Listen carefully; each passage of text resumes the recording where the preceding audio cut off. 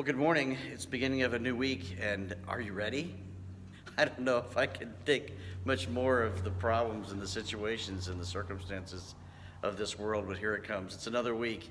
It would be good for us to spend some time here on this early Monday morning looking at and dwelling on God's Word.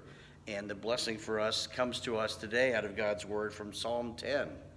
And listen to this. This is God's Word. Why, O Lord, do you stand far off? Why do you hide yourself in times of trouble? In his arrogance, the wicked man hunts down the weak, who are caught in the schemes he devises. He boasts of the cravings of his heart. He blesses the greedy and reviles the Lord.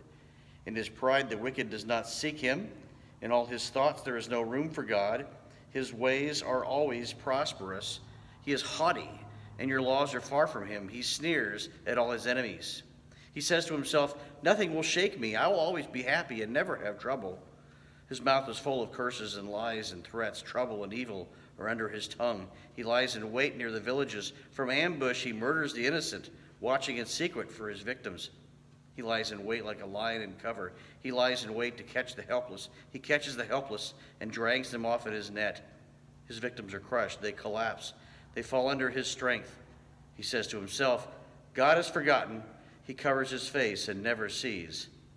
Arise, O Lord, lift up your hand, O God. Do not forget the helpless. Why does the wicked man revile God? Why does he say to himself, he won't call me to account? But you, O God, do see trouble and grief. You consider it to take it in hand. The victim commits himself to you. You are the helper of the fatherless.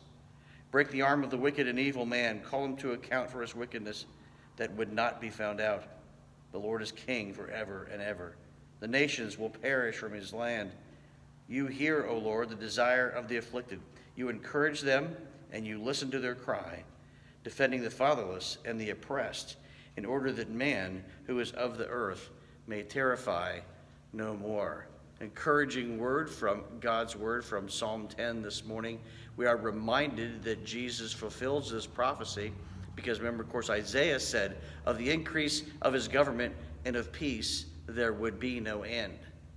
Are we not thankful this morning that though there is much difficulty and darkness and tumult and chaos and murkiness throughout our world, and yes, there's also much darkness and tumult and chaos and murkiness even within our own hearts, are we not thankful that we serve a God who is our King, who comes to us to rule and reign over us with justice and with love and compassion?